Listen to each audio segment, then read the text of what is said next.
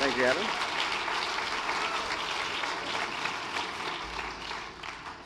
I'm setting the timer. I'm the only one with the volume up. Here we go. Start. 40 minutes.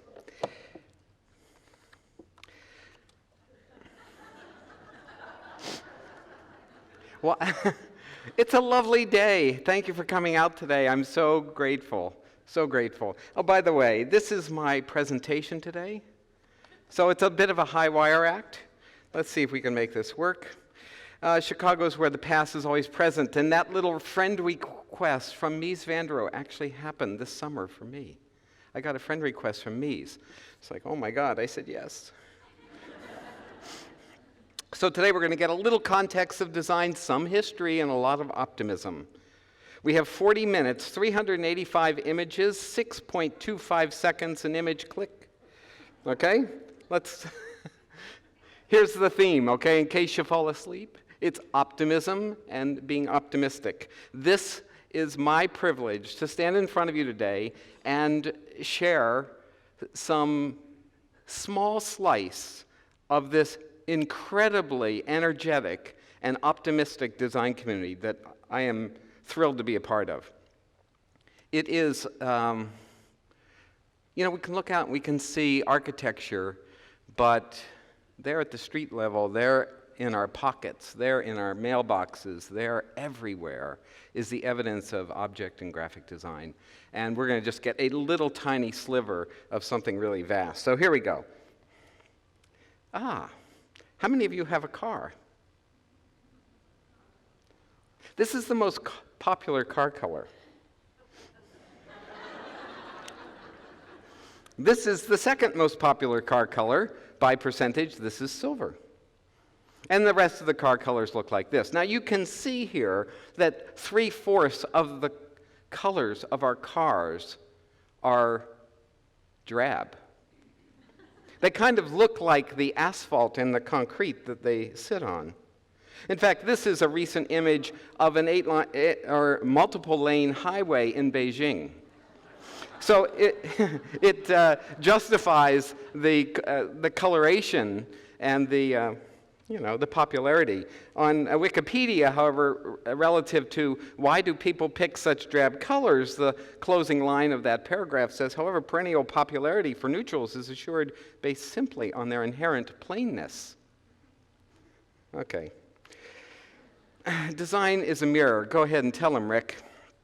Here's what those colors tell me. They tell me that as manipulators of perception, that is, designers who hold the mirror up to pop culture, we've done a really good job since the 60s of telling everyone that plainness and neutrality and perhaps a little bit of iridescence leads to some form of belonging and status, right? A black car, even if it's a Hyundai, looks like a Mercedes. I don't know. Maybe it means status. But what I think it means today is some conformity that's a bit uncomfortable. So let's just take a look here. In 1951, the year I was born, SOM, Skidmore, Owens & Merrill, designed the Lever House in New York City. And the model of this Lever House sits in the Museum of Modern Art. These are the pictures of the cars. Now notice how brightly colored they are. One gray car, perhaps the architect model maker wanted it to be silver, and of course the taxi. This was the rendering, of course. It was in black and white. Today, the Lever House, with an ounce of graphic expression by Sarah Morris, is alive with joy and delight and optimism. Now, I invited a young designer who just joined our studio from the Rhode Island School of Design. His name is Kyle Green, to express his version of optimism on the highway with a phone photo that I took as I was driving in from Indiana one morning a couple weeks ago. And this is Kyle's version, I guess, of Stanley Kubrick's Light Show. But what it does do for me is it shows one designer's glimpse of how fresh the roads might look if we just liberated ourselves with an ounce of color theory or design 101. All right? It's a whole new universe. But on Belmont, yes, there is color in the cars, and there's a yellow taxi. And right after that yellow taxi was this. So I'm in the trickle-down mode. Right? I'm delighted to think like soon there will be lots of color. Okay, designers, I think, are optimistic citizens, just to stay on point. And what I'd like to do now is to take you through the design community, through my rose-colored glasses, introduce you to some of the people, both with us and not with us, both geographically still here and those who've either moved on or whatever. And let's take a look at the energy and the spirit that is design in Chicago. So here we go. Oh, and occasionally we all get these letters in the mail. This is like good environmental citizenship. Had this passed through the filter of a designer, it would not have arrived just like this. That's sad. That came just last week, October 29th. Okay, in 2014, I had the privilege to share about 200 plus designers with the Chicago, at the Chicago Cultural Center, and we had one person a minute for 6 months come to that exhibition. I think before the Architectural Biennial, that was a hit. We then took a small glimpse of that exhibition and new work, actually, to Expo Chicago. From there, we took it to Beijing, to their design festival. And since then, we've taken it to Texas, and now we're here.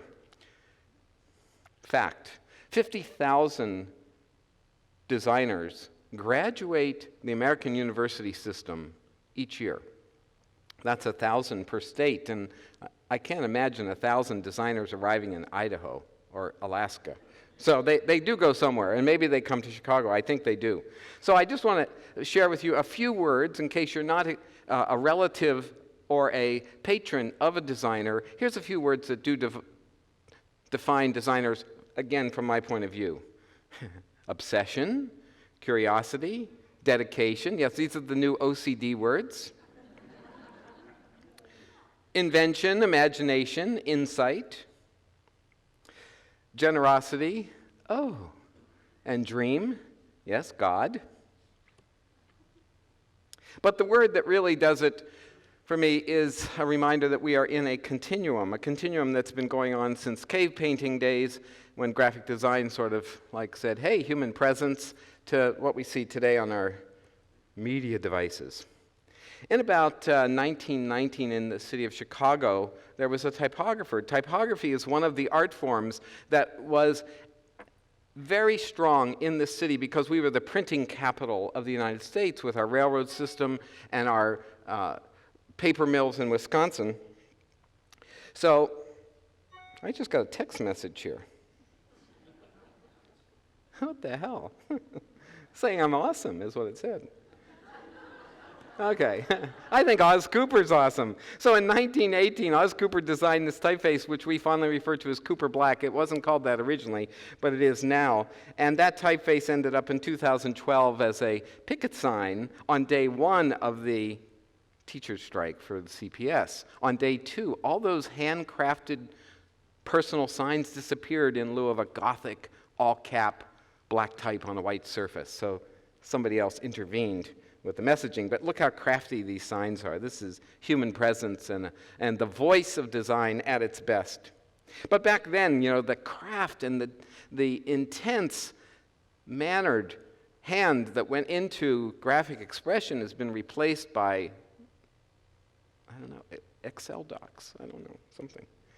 But there are those in Chicago who are still looking back and looking forward at the same time. This is a young designer named Jackson Kavanaugh, and you can see his homage to that type at the turn of the last century in this work he did with me for the Lyric Opera of Chicago. But in 1930, the new Bauhaus individuals arrived in Chicago on invitation by Walter Pepke, the chairman of Container Corporation of America. I think it was his wife. I think her name was Elizabeth Pepke. She was the one who went, honey, these are pretty magical people. Why don't you bring them here? So Laszlo Moholy-Nagy came with his colleagues, Grigory Kepish and Herbert Bayer and Mies van der Rohe, and it took them about a decade to actually start the new Bauhaus. It had some stumbles along the way. But you can see here their spirit of invention and investigation in Moholy's light modulator. Harkens, and sends a signal to the present in this work by Luftwerk, right? Or this plastic model looks a bit like the Pritzker Pavilion, right? In that first class of the new Bauhaus was an individual named Mort Goldschall. Actually, I'm going to highlight 3 of the students in that first class who've been sending a reverberation through all of us still in practice. Well, Mort started a firm, and one of his lead designers was an individual, also an AIGA medalist, named Thomas Miller. In 1960, they designed the Motorola logo, which we still have today. Look at that, they call it the Batwing. Seems very Halloween, doesn't it? A good place to start. Also in that class was Art Paul. Art Paul, on his kitchen table, along with his friend Hugh Hefner, started Playboy magazine. Art's still with us. He just finished a show at the museum, the Ukrainian Museum on Chicago Avenue. But there's Art's work, and of course that iconic symbol reverberates here to Dana Arnett at VSA Partners, arguably the largest design firm in the United States, graphic design firm or agency. And they were responsible for this. But their really strong work, the work that sent a concrete block in the puddle, was this page spread for the Chicago Board of Trade annual report back in the early 90s. They sort of cut right to it. They let graphic design and typography say what was happening on the floor. That is just a kind of brilliant piece of, audio-visual. And then, of course, when they go to express the city of Chicago and its skyline, Dana and Jackson Kavanaugh do this piece of typography that says AGI Chicago 08, announcing an international design conference here in town. Robert Vogel was the founder of VSA Partners and an early leader of design as a relevant tool for business, was responsible for marketing the IBM building. And that's some of the first literature for that building. He was also responsible, or at least his firm, for the John Deere logo, which has since changed, but not by much. Color remains the same. In the spirit of modernism in Chicago, Leroy Winbush would have his work on display in the American National Bank and Trust Company window. I mean, look at that moment where a bank just decided to put the spirit of design and optimism right there at street level so people could pass by. The real sort of force in the post-Mies and post-Moholy world at the Institute of Design was this individual, Jay Doblin. Jay and his firm are still in practice today. Jay is not, but his firm is still in practice, called the Doblin Design Group. But you can see here, Jay is sort of imagining design as it enters the household, moving it just away from the theoretical and the light modulators into the household. He then decided, it's time to put his thinking and theory into practice, and started a group called Unimark, invited a young designer from Italy to join the firm. His name was Massimo Vignelli. And Massimo, under his guidance, a younger designer named Gene Bellini, in 1970 designed the Target logo. It's oh my God, that is as relevant and fresh today as it must have, I don't know if it was relevant and fresh then. It must have looked like it came from outer space. Bruce Mao has come from Toronto to Chicago, and Bruce Mao is arguably Chicago's, or the world's motivational speaker on design. But what's so brilliant about Bruce, he's taken his passion for design and he's been able to introduce that spirit to the corporate leaders and had them think differently about the important issues of our time. Sustainability is one of them. So take a look and this display that he had at the Museum of Contemporary Art, which was really the incentive for him to join Chicago. But this chair for the Pennsylvania chair manufacturer, Emeco, uses 111 recycled plastic bottles. Coke bottles specifically. There it is. It's the 111 chair. Comes in red, white, and gray. And on the back, it reminds you what the brief was, right? The famous Navy chair made now of something that just would have been waste and filled a landfill. Elisa Wolfson at Leo Burnett has continued the tradition of design within the ad agency world, and millions, maybe billions of these bags with this new graphic that she and her team created are out there. Right? And Ad Age says, hey, look, a designer, one of the women to watch. But Elisa and her husband are also on the cutting edge of new music, and they have had for about a decade and a half an initiative called Lampo, which takes their electronic music to places like the Logan Center and the Graham Foundation. James Ladwig was the kind of hipster designer back in the 70s. And this designer, Charles Dawson, was like super cool, right? He was the one who was working for Valmore Products and doing design as a handcrafted, illustrative piece of design. But look at this kind of messaging that went out in advertising. It too is a mirror on the concerns and issues of that time. Here's a keyline board, which is the preparation art for the printer, and a flyer, and an ad.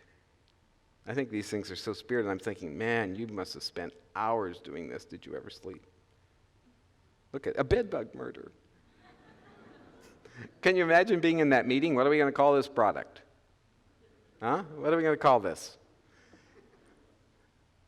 Right? Bedbug murder.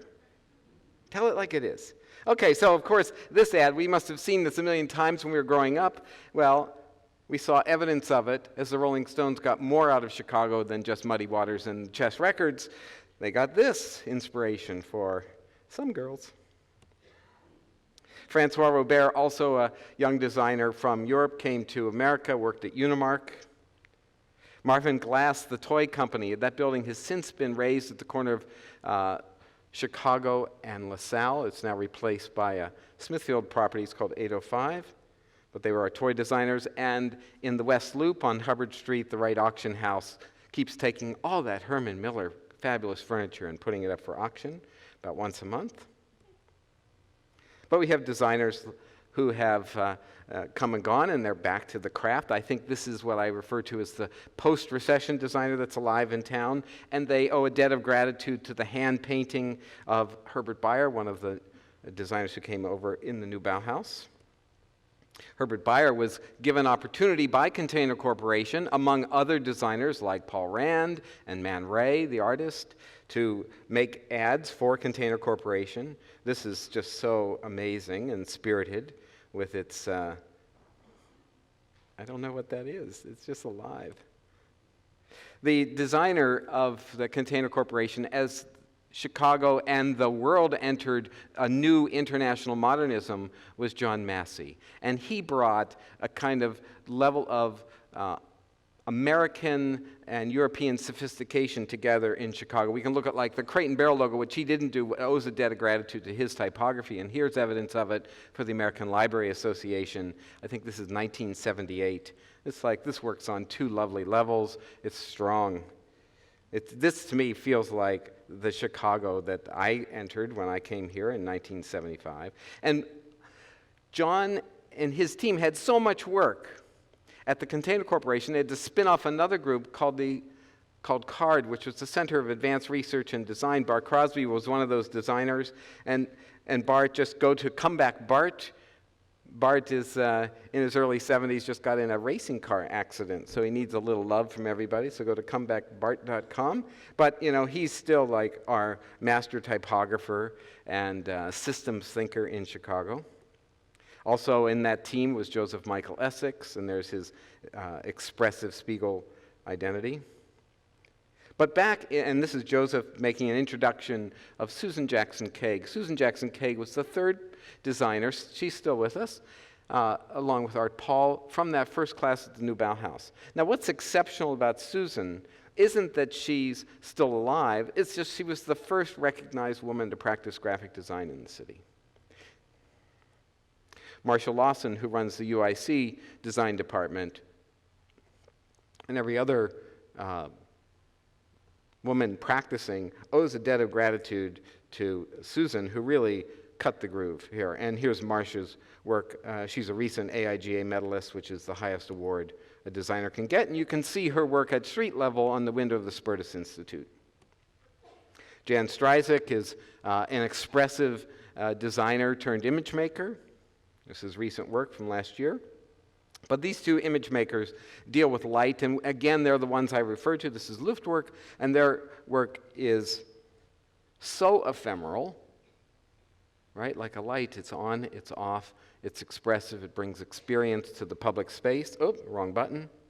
Here it is in Millennium Park, currently on display at the Garfield Park Conservatory. Look at that, just translucent panels on the ceiling bring light to the plaza as they wrap the Farnsworth House. And not too long ago, they wrapped the Marina Tower mechanical column. Who needs a tightrope walker when you have this, right? And then when 606 opened, they made those viaduct spaces look pretty cool. Pretty cool. And notice the public is out. They feel engaged. This is what design does, right? Jason Pickelman's a spirited designer. He comes to Chicago with English background, but he's kind of a special guy. There he is. He's half artist, half poet, half designer. How's that for math? But when we go to the grocery store, we can see Jason's work here. You know, it's really indulge guilt-free. That totally came from Jason. But when we want to go out on a big night on the town, we can see this on Rush Street. And in his new gallery at the corner of Lawrence and Clark, he's just made this installation. Going, going, gong. See? But he's always a fixture in our design community. And when the Chicago design community was on display this summer in Wicker Park at the Level 3 gallery, there's Jason holding court. We have also Basecamp, right? 15 million users use Jason's Basecamp idea. So Chicago reaches out and connects 15 million people. We have Bucket Feet. These two designers, one of which had a nickname Bucket, have enlisted 12,000 artists globally to design shoes. And with every sale, those artists get royalty. So they have virtual job creation. Felicia Ferrone is the opposite side of shoes, right? The elegant object for a different kind of experience, not the everyday experience. But she questions the bottom of a glass, and she questions the functionality of volume within a glass by saying, you know, we can just turn it upside down and we can have less space. Or the liquid doesn't, you know, get like it's sitting right on the table. It looks more beautiful.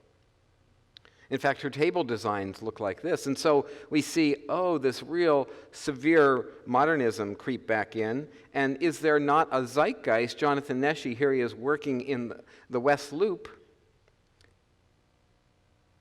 And his furnishings also speak to that simplicity, as if he and Felicia are dialed into the same radio frequency. Jonathan, just in October of last year, put on an installation in the once reflecting pool out in front of Serenan's Church in Columbus, Indiana.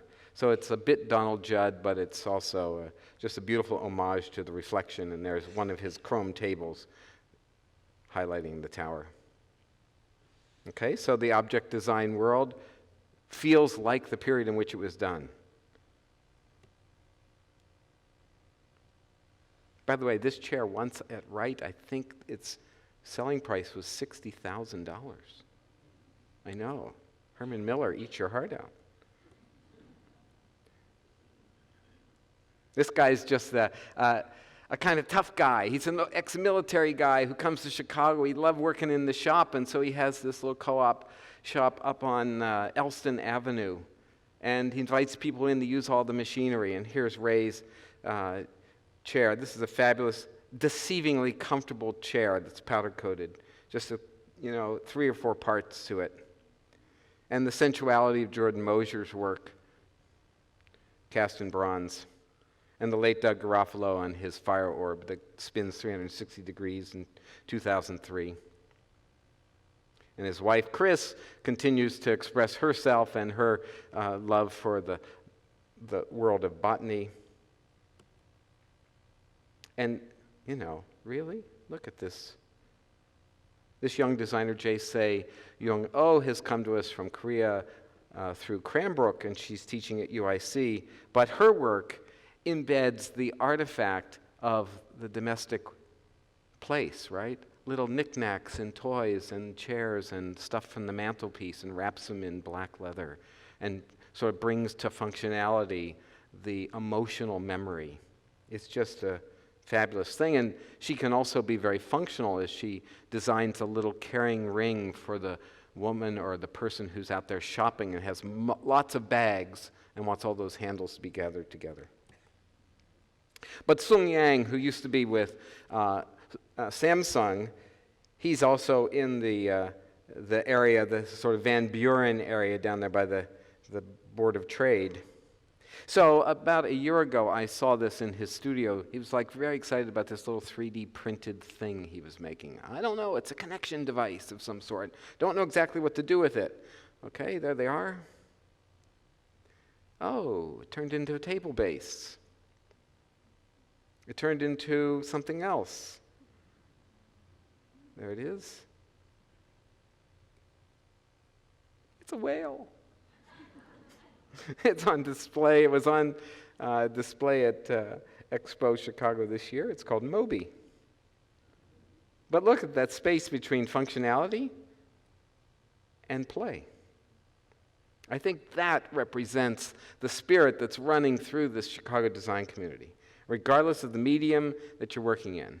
Here's the folks over at Minimal, Scott Wilson's firm. Scott Wilson, a National Design Award winner, along with Jeannie Gang in Chicago, and this is his new bike design. Charlie Dietz, now at Facebook, he's just left Chicago to join Facebook, did the app that tracks the moon. But I love this project. This is by Jerry O'Neill, and they did this when they were playing in the lab over at IDEO with some of the materials. This is electronic paper, and of course they created the world's thinnest watch. Well, the world's thinnest watch also has a custom typeface that goes with it. No longer does the type look like it's Casio. But for those of you who've been to the Alinea restaurant, you've experienced a really special way to serve food. Martin Kastner, Folklore has it, answered an ad in Craigslist. And there he is, working away on his designs. He's over there in the Humboldt Park area. He runs a little firm called Crucial Detail. And this glass, which has no bottom to it, and an infuser, which I'm going to show you, there it is right there, called Porthole, are both in the Museum of Modern Art store. And that's what it does. Function turns into beauty. There's no hiding its function. But the display of food is as beautiful as the food itself. And the display of books by Anya Jaworska. I think her show at the Museum of Contemporary Art is still up. Look at that. She's an architect who practices in that space between graphic design and communication and architecture. And I'll just click through some of these. Oh, I love this new piece by Cody Hudson, which is it's on Milwaukee Avenue, like between Bucktown and Logan Square. And he did this for the restaurant and hotel that he's a partner in, called the Long Man and Eagle. But it looks an awful lot like this piece on the south side of Chicago that I have no idea who did. But that's so beautiful too. That's just like, look at behind barbed wire and on the cyclone fence. It had some weird stuff behind that fence. This guy, Jake Nichols, over on, I think, Washington Street, he's the CEO and founder of Threadless. Right, in 2000. $30 million in sales last year. That's a pretty good business in Chicago. And what's so brilliant about his crowdsourced design process is he puts up a design and the world votes on it, and then he makes it. And then he sells them. And the artists who create the designs, they get their royalties. So it's another kind of job description. I know. This is a sign on Jake's wall. It's a reenactment of a sign on their wall, one of those motivational signs that businesses have, only at Threadless. Charles Adler is the co-founder of Kickstarter, 2009. And because of Kickstarter, lots of designers have had opportunities they might not have received otherwise. This one by Creighton Berman, an industrial designer whose work here, this little coil lamp, just takes a plastic armature and wraps an extension cord that one might get at Home Depot around it, and pretty soon you have a lamp. It's a very DIY, and you can see by the date that it's post-recession. Designers wondering, what the hell are we going to do now that we don't have employment? Right? We're going to get creative. And of course, that is now in the permanent collection of Zoe Ryan's Modern Wing at the Art Institute. This fellow is a typographer designer with great wit. He's over at the Museum of Contemporary Art. His name is Bryce Wilner. And occasionally you can see his work on the pavement, the sides of buildings. But this is a wacky thing. I just love this product. It's now gone in multiple colors. It's his jigsaw puzzle, right? And it was on display at the Chicago Design Exhibition. And these are pictures I took with my phone. Every time I'd go there to give a little talk, it would show up differently, right? There it was. And one day I walked around and this had happened. It's like, oh my God, the interactivity that the public has with design just warms my heart. And of course, Fast Company writes about it, which is great. You know, we have designers out there who are sharing what they know. This is Tyler Deal, and he's giving workshops to young folks who want to be in the making world. And Tyler's going to show them how to do that. And we also have designers who've said, you know what, I want to take a different position within the community. I want to showcase design. I want to create discourse. And this is Tanner Woodford, who's running the Chicago Design Museum in Block 37. So if you have a chance, go to the third floor. It's an odd place for it. But it has brought together some of the stalwarts of our community, like Hayward Blake and Jack Weiss, to come see what's up. And of late, Tanner invited many designers. I know one's in the audience here today who did a card for the Humanities expressing George Carlin's 7 nasty words. Two of my assistants had this word. Look how sweet that word is. They rendered it perfectly. Anna Mort and Magdalena. This guy here, I've just encountered this person. Like, I'm just on the fridge of being hip, you know? So I stumble into Logan Square. I'm giving a tour last week to some designers up from Mexico City, and they want coffee. I said, no, let's go to this place that's my initial on it. It says R on the corner right there, for those of you who know it. And they said, no, this one looks cooler. So we go in there, and here it's the box truss. But what was so amazing was the window had real gold leaf. I haven't seen gold leaf done this beautifully in decades. Right? So craft is back even at the signage level. That could have been just like cheap vinyl, but no. And they have their own custom beer. So everything is like made, and they had their own coffee beans. And look at all the jobs they've created. A couple weeks ago, I was on a photo shoot with Holly Hunt. And there's Holly. I mean, she should not even be working. She's still working. And look at the designs that she and her team do. They're just sublime. And their studio is full of prototypes of work in progress. Their own MakerBot and this lamp that's made of black anodized aluminum in a hand-blown glass shade. And swatches of materials everywhere. This is the world that you see in so many design studios. And details of prototypes. And, you know, printouts and material swatches, sketches, mock-ups of wood right on the paper cutter, right? Just put it anywhere. We don't have room. And then renderings of what that's going to look like. And then she takes these things. This is the photo shoot I was on, out into the woods and accuses the chickens. But there's her work, right? Handmade glass table, hand-forged bronze bowls. Where do those bronze bowls come from? They come from the West Loop at Wrightwood and Pulaski at a foundry called West Supply. It was created 3 years ago by Angie West, who wanted to do something that she could call her own, something that made her feel like her grandfather, who started a company called West Supply in Texas a long time ago. So there on the floor as you enter are the initials, and there on the wall are the folks who work there. These are the kind of sculpture students from, wrong button, sorry, from the Art Institute and other schools that teach foundry. Right? And their parking lot.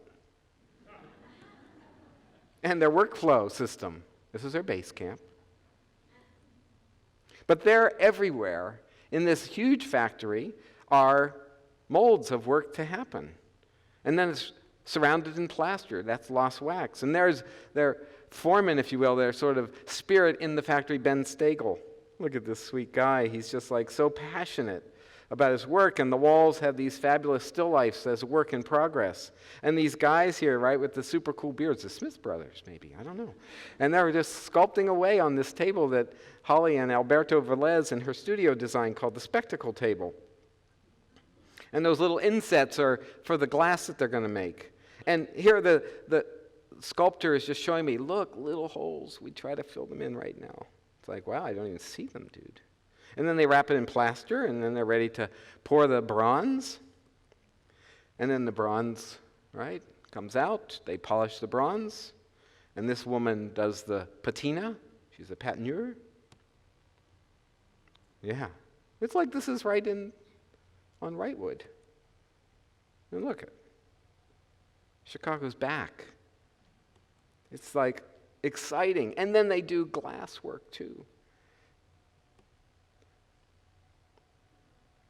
Those are big slabs of glass that have just the perfect champagne bubble in them. And chandelier globes. And you can see tabletops. You see those little round discs.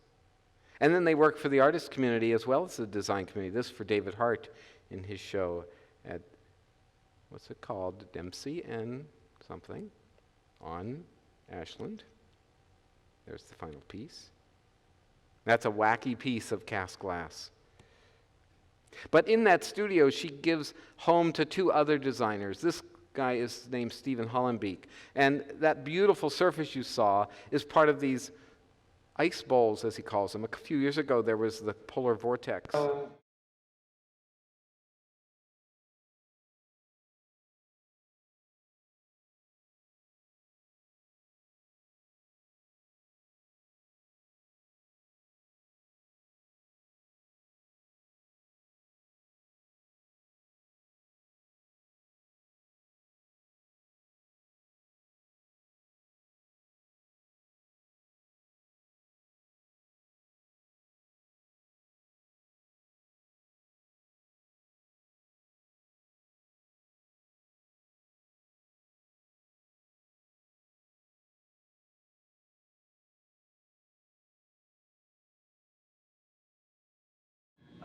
Okay, so you get the idea. I'm going to click through here. Okay, we're just going to click past Stephen because I want to share Ben's work, and I have a few others.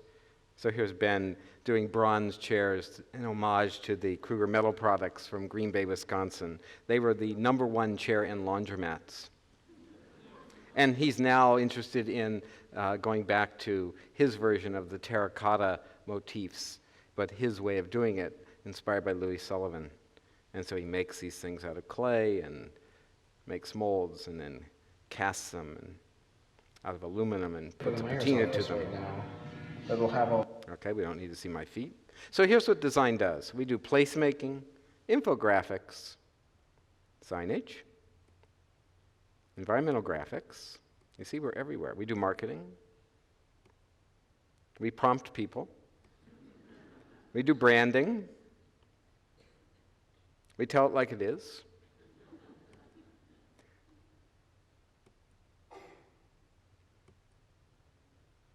But in Albany Park, there's something very nice. And occasionally you can find these gems. This church has a logo that was designed by Malcolm Greer out of Providence, Rhode Island. Used to teach at RISD.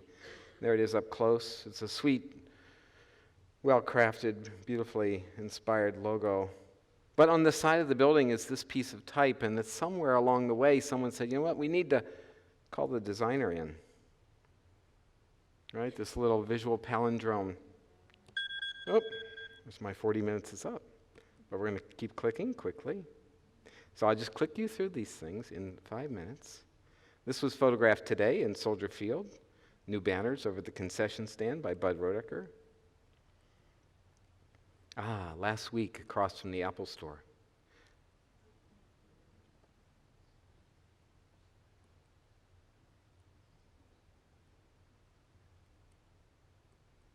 Later that day.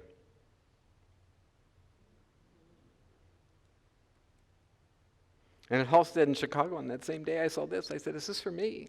I don't know. If it is, the designer didn't get the type just right. And across the street was this. It said, love. It's an installation piece. This is by Matthew Hoffman. Just search him. There's a lot of Matthew Hoffmans. But that's the one we're going to talk about here. And Matthew Hoffman did the You Are Beautiful. I guess they're all beautiful too. But there's his little stickers in his campaign just everywhere. Here it is on Lakeshore Drive.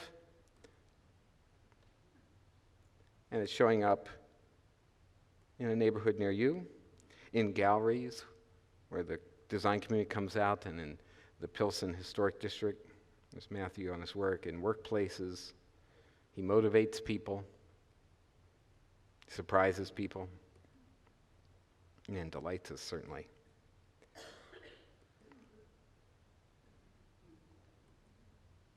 And here in the Blackbird restaurant. And there in his own porch in Lincolnwood for his son, hey. But not all of our graphic design and information graphics last forever. It's all pretty ephemeral.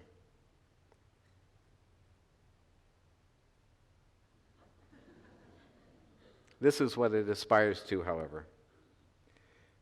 In the West Loop. I got to hang on this one. This is one of my favorite pieces of type. You know what? We're going to delay these questions because I really am so excited to share this. Look, the redundancy. Helvetica type wasn't good enough. And this in the Home Depot. Huh? Look at that thing. That's so great. And just around the side of it, it's this. Consultation. And you'll see this man's work. He's a assistant or research assistant at one of the law firms, but by night he's a fabulous tag artist in the Pilsen area. Calls himself Tubbs, and of course the famous Kay Rosen, who does this. And design then becomes this thing that people photograph and are attracted to. But not all of it is an attraction. Right? Not all of it. It's everywhere, though. Just crazy making everywhere. Even in the Old Town School of Folk Music, in one of the hallways by the restroom, is this poster, beautiful poster from the 60s, right? It's still there. Just takes you right back. Oh, and this takes you right over to the West Loop at the Soho House.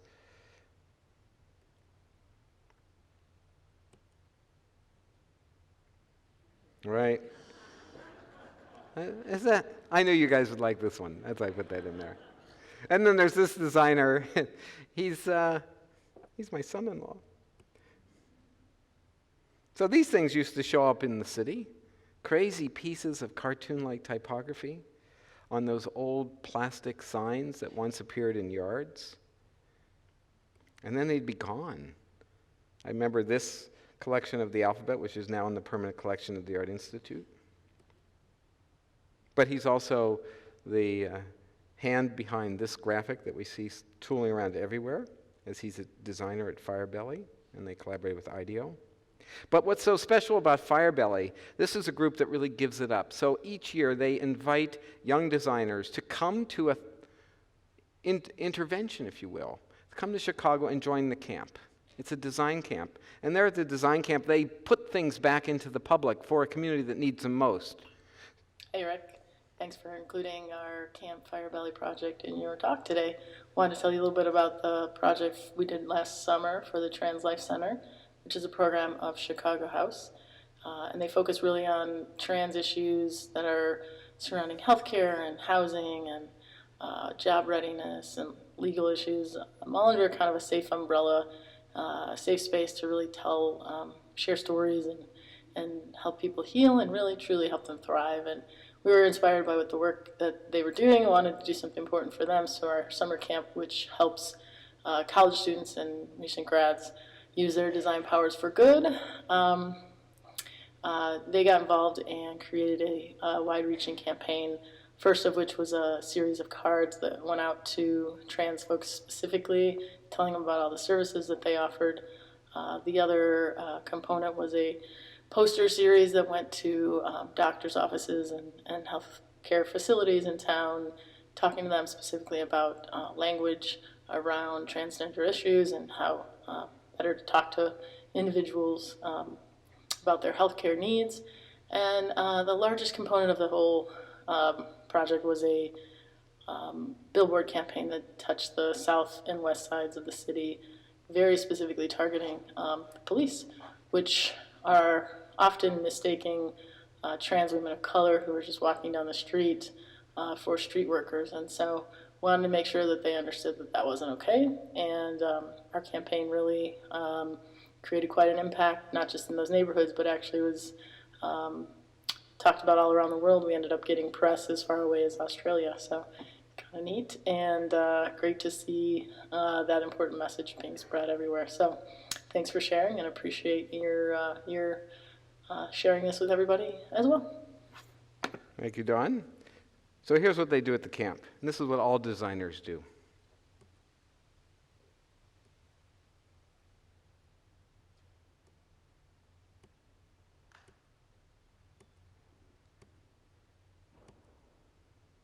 And there are others doing this kind of work in the city, which just is so special. This is George I's studio. Look at that, bringing the design to the community. And I'm clicking soon because I want to just share one more thing. Aw, this is Stanley Tigerman in his gallery last week, the volume gallery, the maestro. Not everybody has a name attached to their work, however. And there is this project, which I'll end with. It is by an anonymous art director in Chicago, who's taken it upon himself to increase the connection between the homeless and those who pass by redesigning their signs. He calls it the urban type experiment. And it gets lots of press.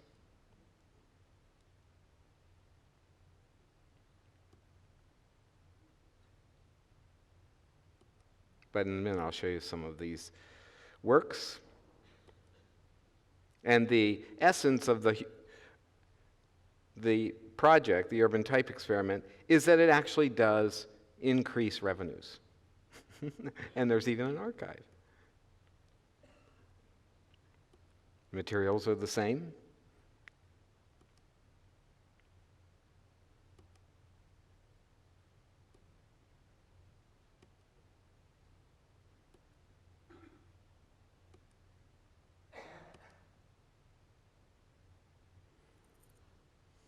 Oh, we have to end on this here. Okay. Thank you very much.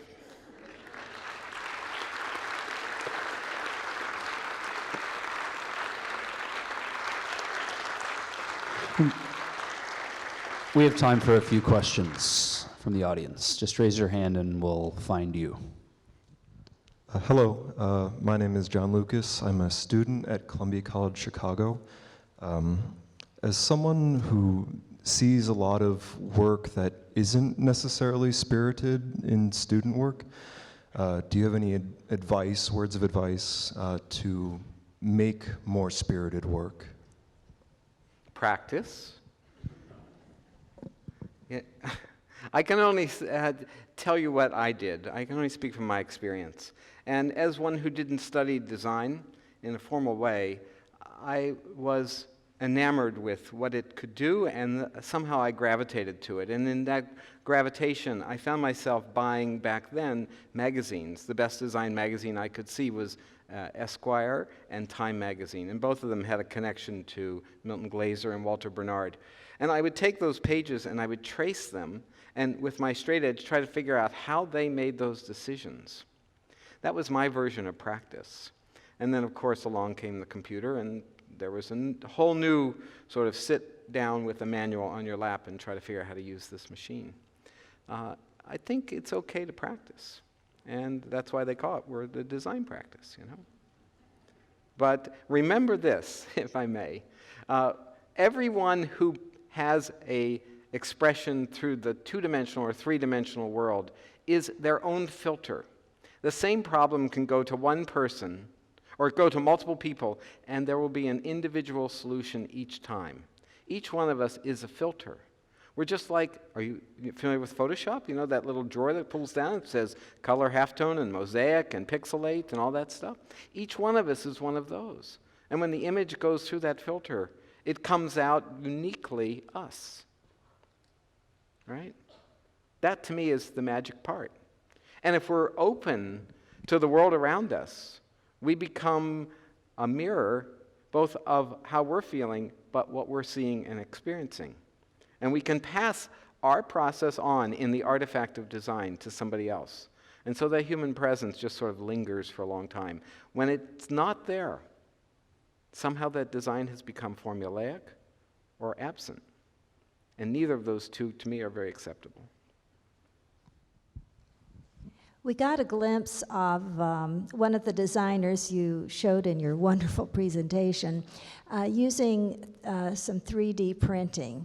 Have you seen very much of that being used in the design field among these young designers coming out with a 3D printer and having an item and recreating it? I want to tell you about a 3D printing experience I had the privilege of seeing a couple weeks ago. We've been, my practice puts me in a position that's unique. I feel like Zelig, you know? I'm always like right there when something cool is happening.